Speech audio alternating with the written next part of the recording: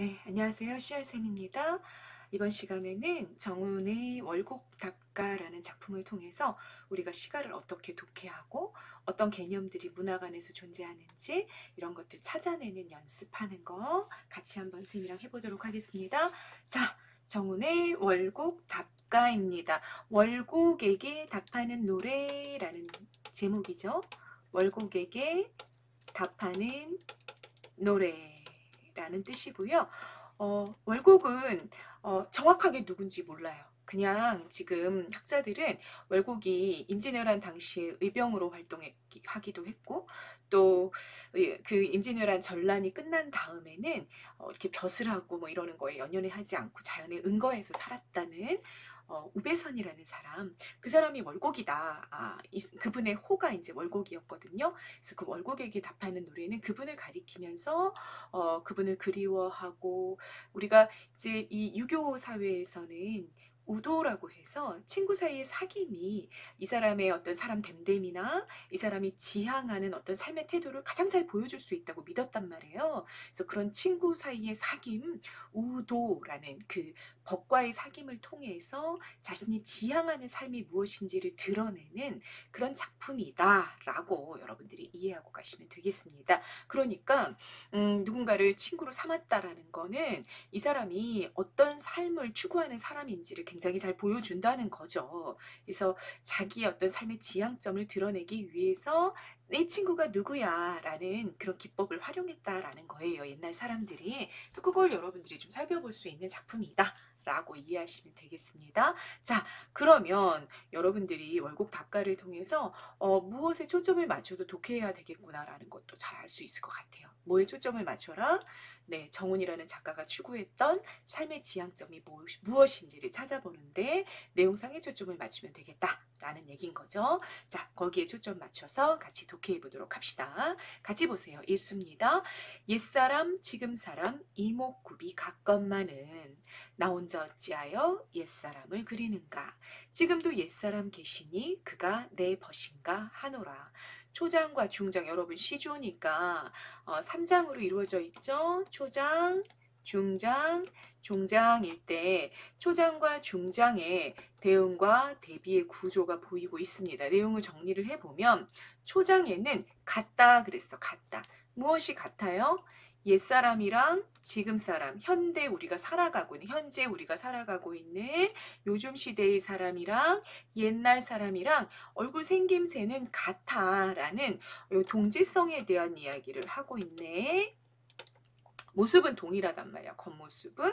그러면 요거는 대응이다. 그 얘기인 거죠. 근데 중장으로 가니까 그러나 라는 아마 접속어가 들어가야 될 것 같은데, 나 혼자 어찌하여 옛사람을 그리워하는가. 그리다라는 건 여러분 그리워하다라고 해석해야 되는 거 아시죠? 중장을 가니까 초장에서는 동질성에 대한 얘기를 했다면 중장에서는 이질성, 대비에 대한 이야기를 하고 있구나라는 거 여러분 알 수 있게 되는 거죠. 중장의 내용은 그러니까 뭐다? 대비인데 어떤 대비가 드러나고 있다? 나는 옛 선인들의 삶을 선망하고 그리워하는데 현재의 사람들은 그런 그리움을 잊어버렸다. 그러니까 여기 옛사람이라는 거는 여러분 겉모습을 얘기하는 걸까? 그렇지 않죠. 옛사람이 추구하던 삶의 방식, 옛사람이 추구하던 정신적 가치, 이런 것들을 의미할 거라고. 그런데 그들이 추구하던 옛 선인들이 추구하던 정신적 가치나 어떤 삶의 방식을 요즘의 사람들, 이제 정문 당시겠죠. 조선시대에 요즘의 사람들은 더 이상 그리워하지 않아. 별로 관심을 갖고 있지 않단 말이야. 오로지 나 혼자, 화자 혼자서만 그 옛사람들의 정신적 가치를 추구하고 있고 그들을 그리워하고 있다라는 그 대비가 중장에 나왔다라는 얘기입니다. 그 다음 보시죠. 지금도 옛사람 계시니 그가 내 벗인가 하노라. 그런데 이렇게 옛사람의 정신적 가치를 추구하던 화자가 보니까 자기처럼 옛사람의 정신적 가치를 추구하는 삶을 살아가는 사람이 또 한 사람 있었다는 거지. 그가 누구다? 내 벗이다 라고 이야기하고 있습니다. 가 지금도 옛사람 계시니? 라는 그 사람에 해당이 될 거고, 그리고 그가 내 벗이다 라고 이야기하고 있는 중인 거죠. 됐죠? 자, 그러면 이 사람이 누구다, 여러분? 그러면 이 사람이 누구다? 그 지시대명사가 가리키는 거 누구구나? 작품 제목으로 가라 했어, 지시대명사는. 그러면 월곡이, 옛사람이고, 그리고 내 벗이구나. 옛사람이라는 건 옛날에 살았다는 뜻이라기보다는 여기서는 무슨 뜻이다? 무슨 뜻이다, 여기서는? 그 옛사람들이 추구했던 정신적 가치를 동일하게 추구하고 있는 그 시적 화자와 동시대에 살아가고 있는 월곡이라는 인물이다라는 거죠. 그러면 여러분, 자, 이렇게 정리해 볼 수 있는 거야. 초장의 옛사람, 중장의 옛사람, 종장의 옛사람이 다 달라. 다 달라. 느낌 오십니까? 미안. 느낌 오십니까? 어떻게 달라, 여러분? 다시 한번 체크해봐요. 첫 번째는 요거는 겉모습의 의미였단 말이야. 옛사람이. 그런데 중장에서의 옛사람은 뭐였어? 정신적인 모습이었죠. 그리고 종장에서의 옛사람은 지금 현재 화자와 동시대에 살아갔던 월곡이라는 사람인 거죠. 이렇게 동일한 시어도 또는 동일한 시구도 어떤 맥락에서 쓰이는지에 따라서 의미관계가 계속해서 바뀔 수 있다라는 거 여러분들 알고 계시면 되겠습니다. 그 다음 여러분, 선생님이 문제 이미 만들어놨죠? 같이 정리하고 가세요. 중장에 사용된 종결어미의 종류. 나 혼자 어찌하여 옛사람을 그리는가? 자, 는가 또는 니은가는 뭐다? 의문형 종결어미다 라는 거 여러분 알고 계실 거고요. 질문하는 건가? 나 혼자 어찌하여 옛사람을 그리워하는가? 질문한다기보다는 자기의 태도, 자기의 정서를 부각하기 위해서 나 혼자만 옛사람을 그리워하고 있어 라는 걸 강조하기 위해서 사용된 표현법이죠. 우리 이런 표현법을 뭐라 그런다? 서리법이라고 한다라는 거 알고 계실 거고요. 서리법이 쓰였을 때 만들어지는 어조가 뭐다? 여러분 기억하고 계셔야 됩니다. 서리법이 만들어내는 어조는 자기 정서를 부각하는 영탄적 어조다라는 거 알고 계시고요. 그러면 영탄적 어조니까 당연히 이 서리 안에는 뭐가 드러날 수밖에 없다. 정서가 들어갈 수밖에 없다. 어떤 정서가 들어가 있는가? 어찌하여 나만 이렇게 옛사람을 그리워할까? 네, 어떤 정서야? 너무 요즘 사람들 왜 이렇게 옛사람들이 추구하던 정신적 가치를 잃어버렸나? 안타까움의 정서가 들어가 있구나라는 것도 여러분들이 확인하실 수 있습니다. 됐죠? 자, 세 번째 문제 선생님 이미 말씀드렸어요. 그가 누구다? 월곡이다. 구체적으로 어떤 의미다? 예선인의 정신적 가치를 따르고 본받으려는 사람, 그 사람이 내 월곡, 내 친구야 라고 이야기하고 있습니다. 종장의 종결어미 정리 마무리하시죠. 종장의 노라죠. 노라는 뭐다? 노라 여러분 도다 또 뭐 구나 요 세 가지는 여러분들이 반드시 기억하고 가야 되는 감탄형 종결어미다. 감탄형 종결어미를 통해서 무슨 어조가 만들어졌다? 영탄적 어조가 만들어졌다라는 것도 정리하실 수 있겠습니다. 자, 1수였습니다. 그 다음 사수로 한번 넘어가 봅시다. 사수의 내용 보시죠. 청송으로 울타리를 삼고 백운으로 장 두르고 촉 삼간에 숨어 계신 전해번님 흉중에 진념이 없으니 그를 사랑하노라. 자, 우리 선생님이 사음보로 끊어 있는 거 지금 해봤습니다. 사음보 율격 확인하시고요. 초장부터 보시죠. 표현법 쓰였어. 어떤 표현법? 여러분 청송으로 선생님 펜 한번 바꿔볼게. 이거 봐봐. 자, 보세요. 청송으로 했더니 뒷문장도 어떻게 했어? 백운으로 했잖아. 울타리를 장은 휘장 커튼 같은 거 생각하시면 됩니다.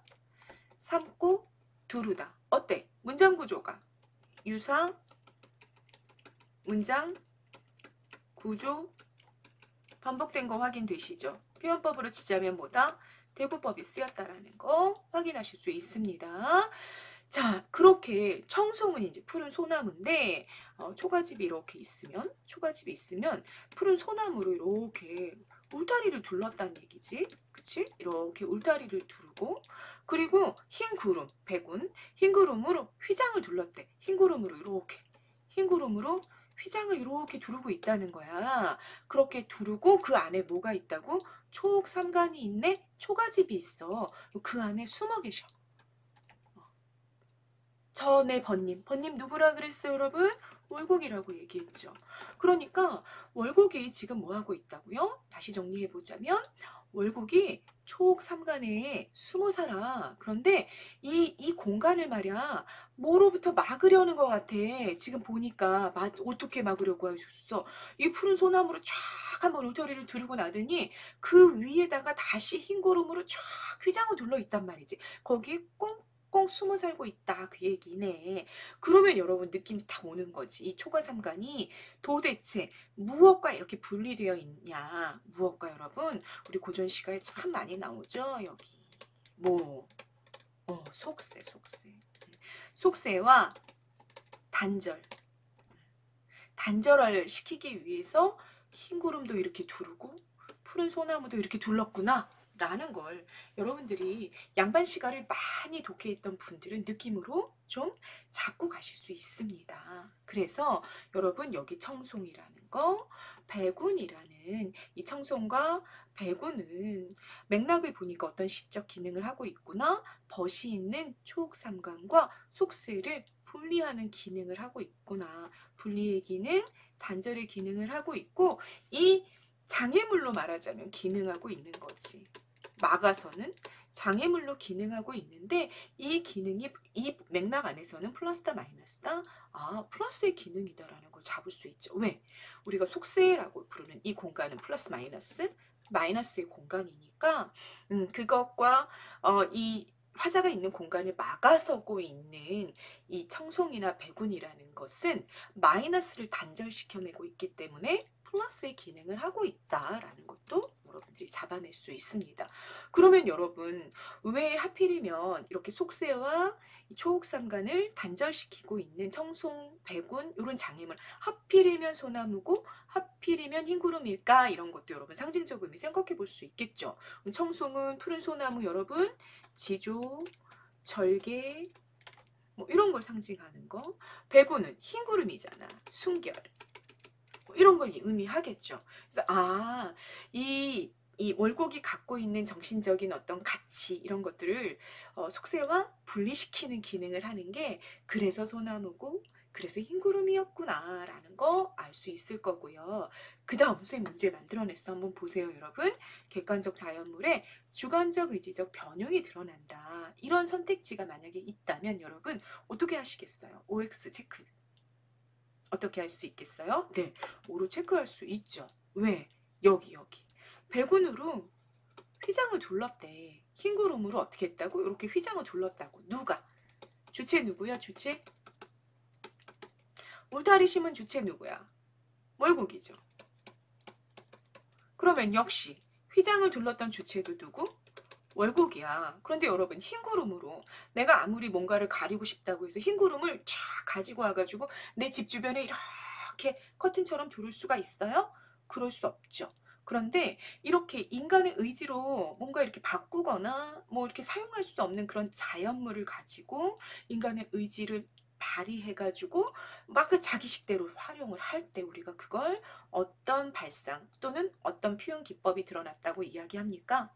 객관적 자연물에 주관적 의지적 변형이 드러나 있다 라고 이야기하게 되는 거죠. 이해되시는 거죠? 네, 흰구름 무슨 뜻이다? 인간의 의지로 마음대로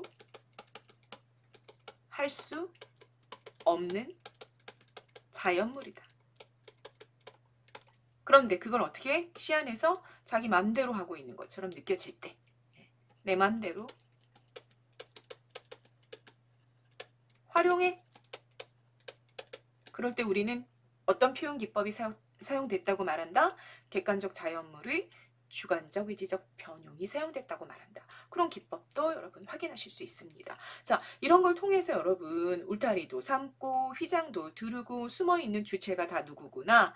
월곡이다. 화자가 아니라 주체 누군지 정확히 잡아야 되는 거 너무 중요하죠. 우리 문학 독해할 때 화자가 아니라 우리 지금 수능 특강 때문에 공부하고 있는 친구들은 주체 누군지 수능 특강의 선택지 문제로 지금 제시가 되어 있는 중이죠. 주체가 누구다? 화자가 아니라 화자 아니고 월곡이 주체인 사수는 월곡이 주체다라는 거 여러분 확인하시면 됩니다. 흉중의 가슴 속에 진념이 없으니 여러분 진은 먼지 진짜야. 먼지에 대한 생각이 없어. 근데 먼지는 뭘 가리켜? 속세. 헛되이 사라질 세속적 욕망을 상징하는 거죠. 그러니까 진념이라는 건 속세에 대한 욕망이 없다라는 거야. 누가 없어 이거. 이것도 주체 누구야? 이것도 주체가 월곡이 되는 거죠. 그러니 내가 그를 사랑하노라. 사랑하노라만 주체가 누구? 화자가 되는 거죠. 됐죠?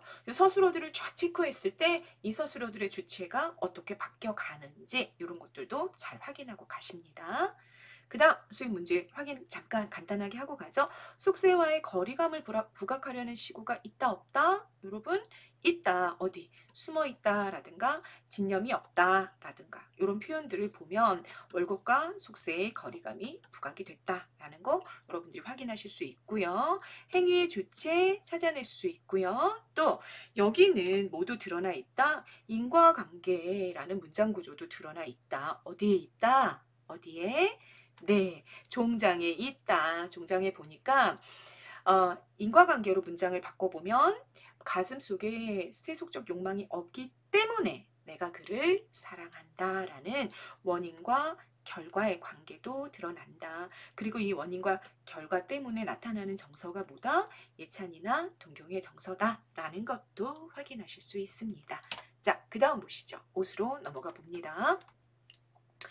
번님 사는 땅을 생각하고 바라보니 번님 사는 땅을 생각하고 바라보니 자 누가 생각했겠어 그러면 요거 주체는 화자다. 그지? 생각하고 바라봤더니 용추동 박기요 용추동 박기요 구름다리 위로다. 여러분 여기 뭐 드러났어? 대구 문장 드러났다. 그지? 대구 문장이 드러났는데 이 대구 문장이 뭘 의미하는지 우리 한번 잘 따져봅시다. 밤마다 외로운 꿈만 혼자 다녀오너라. 이렇게 끊어지겠다. 그죠? 자, 이렇게 사음보로 끊어서 생각을 해보자고. 지금 오수에선 화자가 뭘 하고 있어? 번님이 사는 땅을 생각했어. 번님 누구라고? 월곡이라고. 그런데 이렇게 생각하고 바라봤지. 이렇게 탁 바라봤어. 눈이 쫙 바라봤는데 용추동 밖이래. 그러면 여러분이 용추동이라는 게 가리키는 거 뭘까요, 여러분? 이거는 현재 화자의 위치가 되겠다. 근데 이 월곡이 사는 초옥삼가는 어디 있다고? 내가 사는 용추동 바깥에 있다고. 바깥에. 그리고 구름다리 위래. 구름이 이렇게 떠 있으면 그 위에 있다는 거야. 그러면 여러분 바라볼 수 있어요? 없어요? 바라볼 수 없는 거죠. 내가 갈 수 있어? 없어?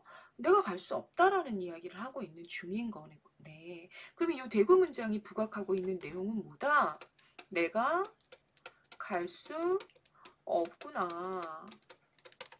라는 내용을 부각하고 있는 중이다. 그죠? 자, 다시 대구 문장이 나왔어. 그러면 여러분들은 뭘 생각해 봐야 돼? 이 대구 문장이 무엇을 나타내고 싶어가지고 이렇게 문장 구조를 반복했나? 라는 걸 찾아봐야 된다. 그 얘기인 거야. 그래서 우리가 확인을 해봤더니, 이 사람이 지금, 번님을 생각하고 싶고 바라보고 싶은데, 그걸 막아서는 게 있구나. 그게 뭐다? 용추동이라는 자신의 삶의 영역이고 그리고 구름다리라는 내가 갈 수 없게 만드는 어떤 장애물이구나 라는 걸 알 수 있게 되는 거죠. 그러면 용추동이나 구름다리는 여러분 플러스로 기능한다? 마이너스로 기능한다? 마이너스로 기능하고 있구나. 왜? 내가 너무 사랑하는 이 버세계로 가지 못하게 막아서고 있으니까 단절의 기능을 하고 장애물의 기능을 하면서도 거리감을 부각하는 그런 시구가 나왔는데 시어이자 시구죠. 용추동은 시어고 구름다리는 시구고 그랬는데 이게 일수에 있는 일수였나요? 일수 아니고 이수에 있는 청송 배군과는 좀 다르다. 얘는 속세와 이 번님을 막아서면서 이 번님의 공간을 아주 순결하게 만들어주는 플러스의 어떤 장애물이었다면, 여기 나와 있는 용추동이나 구름다리는 벗과 나를 막아서면서 내가 벗에게 다가가지 못하게 하는 어떤 현실적 한계로 기능하는 마이너스다라는 것도 여러분 확인하실 수 있어요. 그래서 어떻게 하고 있어? 그래서 내가 포기했나? 포기하진 않았어. 어떻게 해? 밤마다 꿈을 꿔서 그 꿈으로 내 벗에게로 갔죠. 혼자 다녀 오너라 너라. 감탄형 종결어미 영탄적 어조 확인하시고요. 영탄적 어조 만들어지는 거 확인하고 가십니다. 자, 선생님이 만들어 놓은 문제 한번 확인해 볼까? 화자와 대상 간의 거리감을 부각하는 공간 개념 있다 없다? 있다. 어디? 여기. 용추동, 구름다리. 이런 공간 개념들이 화자와 대상이 누구? 월곡과의 거리감을 부각하는 공간이 됐다라는 얘기고요. 추상의 구체화 찾아볼 수 있겠죠, 여러분. 추상의 구체화라는 건 뭐야? 추상은 눈에 보이지 않는 개념이고, 구체화는 뭐야? 요거는 구체적. 이때 구체적이라는 건 뭐야? 시각이라든지 청각이라든지 촉각이라든지 이렇게 감각적으로 인지될 수 있게 바꿔놓는다 라는 개념이잖아요. 그럼 추상의 구체화 어디 있는 거 확인하실 수 있습니까? 여기서 확인할 수 있는 거죠. 꿈이 다녀왔다. 여러분, 꿈이 막 움직여? 그럴 수 없죠. 꿈은 그냥 인간의 의식 안에서 일어나는, 우리가 자고 있는 동안에 일어나는 의식 활동을 의미하는 추상적 개념이란 말이야. 근데 그게 마치 이렇게 움직이는 것처럼, 그래서 눈에 보이는 것처럼 그렇게 표현해낸 거죠. 그래서 추상의 구체화가 쓰였다라고 이야기할 수 있습니다. 그리고 이 부분은 동시에 모이기도 해요. 현실의 한계를 극복하려는 화자의 노력이죠. 내 육체는 어디에 묶였어? 용추동에 묶여있고 구름다리 아래에 묶여있단 말이야. 그런데 이것을 극복하기 위해서 화자가 노력하고 애쓰고 있구나. 꿈을 통해서 극복의 의지를 드러내고 있구나. 노력하고 있구나. 라는 것도 여러분 독해하실 수 있어야 됩니다. 되죠? 대구법 문장 우리 찾아봤고요. 영탄적 어조 어디에 있었다? 여기에 있었다. 노라모다. 감탄형 종결 어미다 라는 거 말씀드렸고요. 감탄형 종결어미 나타나면 무슨 어조다? 영탄적 어조다 라는 거 알고 가시면 됩니다. 정서는 뭐다? 외로운 꿈만 혼자 다녀왔어. 나만 일방적으로 그렇게 하고 있단 말이죠. 그래서 너무 안타까워. 탄식. 실제적으로 자기가 갈 수 없음에 대한 탄식의 정서가 드러났구나 라는 거 여러분 아실 수 있습니다. 그 다음 실수로 가봅시다. 외는 첩첩하고 구름은 잦았으니. 초장 읽자마자 여러분 이렇게 조사의 반복 확인하잖아. 조사 반복됐어. 그러면 뭐구나. 유사, 문장, 구조, 반복이구나. 표현법 뭐구나. 대구구나. 그러면 여러분 대구를 알고 나면 그 다음에 바로 뭐 하라고 그랬어? 의미. 강조하는 의미가 뭔지 정리 한번 해보라 그랬잖아. 근데 이 강조하는 의미는 뭘 통해서? 맥락을 통해서만 나올 수가 있어. 그래서 중장을 읽는 거야. 읽어봤더니 고인의 집터가 바라봐도 볼 수 없다. 또 막았어. 화자와 대상 사이를 막아서는 장애물이 또 나왔어. 뭐? 산이랑 구름이랑 또 나왔구나. 무슨 기능을 한다? 두 개는 대응이야. 산이랑 구름은 의미관계가 유사죠. 동질성을 갖고 있죠. 어떤 동질성 여러분? 속성이 뭔데? 다 막는 기능을 했어. 근데 무엇과 무엇 사이를 막았어? 화자와 대상을 막았어. 어떻게 알 수 있어? 고인의 집터를 바라봤는데 산이랑 구름 때문에 볼 수가 없었잖아. 그래서 단절의 기능을 했다라는 얘기고, 이때는 마이너스의 기능을 하는구나 라고 잡아볼 수 있는 거죠. 그 다음 보십니다. 종장입니다. 내 마음만 길을 알아두고 오락가락 하노라. 이렇게 마무리가 됐어요. 그러면 여기 부분도 여러분 오수랑 상당히 유사하다라는 거 느낌이 오시죠. 그죠? 요거랑 이 초장 중장의 구조, 그리고 종장의 이 현실적인 한계를 극복하려는 화자의 노력이 굉장히 비슷해. 그래서 오수와 칠수는 대응 구조야 라는 것도 여러분들이 확인하실 수가 있습니다. 그래서 의미가 되게 유사하다. 그치? 현실의 한계를 극복하려는 화자의 노력은 마음만 길을 알아두고 오락가락한다 라는 부분인 거고, 어떤 표현 기법 쓰였어? 마음이라는 것도 또 추상어잖아. 그런데 막 왔다 갔다 하고 있는 시각 이미지가 나타나는 거죠. 그래서 추상의 구체화가 나타났구나 라는 것도 확인하실 수 있는 겁니다. 자, 문학의 어떤 개념이나 배경 지식들이 막 활용이 되면서 독해가 일어나고 있는 거 여러분 확인하실 수 있을 겁니다. 여러분들이 이렇게 스스로 작품을 보고 독해하는 훈련 해보시면 너무 좋을 것 같죠? 마무리입니다. 구수입니다.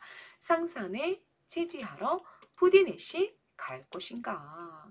따라올 리 없는데 우리 둘이 가옵시다. 세상에 어지러운 일들 듣도 보도 마옵시다. 자, 이렇게 끝났습니다. 중국고사 인용된 부분이 있어요. 중국고사 인용된 부분은 여러분 어떻게 찾는다 그랬어요? 찾는 방법 어떻게 하면 돼 여러분? 갑자기 문맥에 튀는, 다시 말해 뜬금없이 낯설게 어떤 지역이라든지 지명이라든지 사람 이름이 나와. 누가 처음 보는 건데 아무래도 사람 이름이거나 아니면 지명 같아. 그러면 그거 중국고사 인용된 부분이에요. 여기도 마찬가지죠. 상산? 산 이름인 것 같은데 상산? 처음 보네? 뭔지 모르겠네? 아, 그럼 여기 중국고사 인용됐구나. 이렇게 하시면 돼요. 구체적으로 우리 수특에서는 이런 부분 같은 경우는 밑에 각주가 달려있죠. 그러면 반드시 중요 정보기 때문에 밑으로 내려가서 확인하고 오십니다. 그러면 상산에 채지하러 상산이라는 곳에 영지 버섯을 캐러 들어가서 응거했던 4명의 선비들이 있었던 거지. 늙은이들이었대요. 나이 드신 분들이었는데 이분들을 뭐라 그래? 그래서 상산의 사호다. 상산사호라고 부르는데 이 중국 고사가 인용이 된 것입니다. 됐죠? 자, 중국 고사 인용됐는데 여기 어떤 표현법이 쓰였어요? 여기 부대 넷이 갈 것인가? 니은가? 의문형 종결어미 쓰였는데 의문형 종결어미가 쓰였을 때는 반드시 여러분들이 뭘 확인해 봐야 돼? 이게 설인지 아닌지 확인을 해봐야 되는 거지. 근데 문맥을 보니까 상산에 영지버섯을 캐러 부디 넷이 갈 것인가? 굳이 넷이 갈 필요 있어? 라고 말한 거란 말이지. 그러면 굳이 넷이 갈 필요 있다는 거야? 없다는 거야? 굳이 넷이 갈 필요가 없다는 걸 이미 대답으로 가지고 있는 거죠. 그래서 서리법이구나. 넷이 갈 필요 있어 없어? 없어 라고 중장에서 연결하고 있잖아. 그죠? 월곡이랑 나 둘밖에 없어. 지금 요즘 시대에 이 삶을 추구하는 이들은 둘밖에 없는 거지. 그러니까 넷을 찾기는 힘드니까 우리 둘이 가자 라고 중장으로 연결돼 있잖아. 그래서 서리의 의미 나왔고 월곡과 나만으로도 충분하다라는 의미가 이미 그 안에 내포되어 있다라는 거 확인할 수 있고요. 따라올리 없는데 우리 둘이 갑시다. 비읍니다. 기읍시다. 마옵시다. 비읍시다. 이거 다 뭐다 여러분? 청유형이다. 가자. 말자. 라는 청유형 종결어미를 쓴 거죠. 따라올리 상상까지 따라올 사람, 이 응거하는 공간, 네, 올 사람이 아무도 없어. 우리들이 가자. 세상에 어지러운 일들, 플러스야 마이너스야? 마이너스야. 듣도 보도 보지도 말자. 네, 청유형 종결어미가 이렇게 2번 반복이 됐죠. 그리고 이걸 통해서 속세를 경계하며 여기 세상의 어지러운 일들 듣도 보도 맙시다.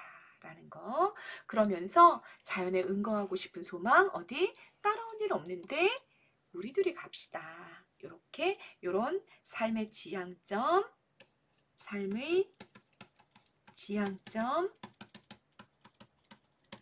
드러내는 청유형 종결어미가 드러났다라는 거 여러분 확인하실 수 있습니다. 자, 선생님이 독해하면서 뭐 하고 있는지 봐봐요, 여러분. 어떤 종결어미가 반복되면 그게 어떤 내용을 강조하고 있는지 찾아보고, 또 어떤 표현법이 사용이 되면 그게 무슨 의미를 드러내고 있는지 확인하고, 이런 독해가 일어나고 있는 거 확인이 되시죠? 다시 말하자면 표현법 또는 표현 기법, 종결어미를 사용하는 거 반복하는 것도 표현 기법이니까 여러분 이런 것들이 드러내고자 하는 의도, 의미 이런 것들을 계속 정리하면서 가고 있는 거 여러분 확인하실 수 있어요. 이 연습을 여러분들도 반드시 하면서 작품 독해 연습을 자꾸 해봐야 된다는 얘기예요. 그래야 실전에 가서 내가 선택지를 이해하는 힘이 커지는 거죠. 그런 연습 여러분 계속 해보기를 바라겠습니다. 자, 초장, 중장, 종장의 사음보 율격을 가지고 있는 뭐 시조, 평시조의 형식을 갖고 있는데 이게 막 1수, 2수, 3수 여러 개의 연으로 되어 있어. 그러면 우리는 이걸 뭐라 그러는 거야? 네, 연시조라고 이야기하게 되는 거죠. 그래서 정훈이라는 분이 쓰신 연시조를 여러분 같이 한번 공부해 봤습니다. 무슨 얘기하고 있었어요, 여러분? 월곡의 삶을 동경하고 예찬하고 흠모함으로써 무엇을 드러내고 있어? 내가 지향하는 정신적 가치, 내가 지향하는 삶의 방식을 드러내고 있는 그런 연시조를 여러분 한편 공부하신 겁니다. 네, 여러분 공부하시면서 아울러 포함해서 이렇게 이제 선생님이 얘기해 준 걸 이해만 하고 넘어가시면 안 되는 거고요. 선생님이 어떤 방식으로 작품을 독해하고 있는지 그 방식을 좀 익힘으로써 내가 작품을 독해하는데 활용하는 지혜로운 여러분들 되시기를 바라겠습니다. 이번 영상 여기까지 찍을게요. 감사합니다.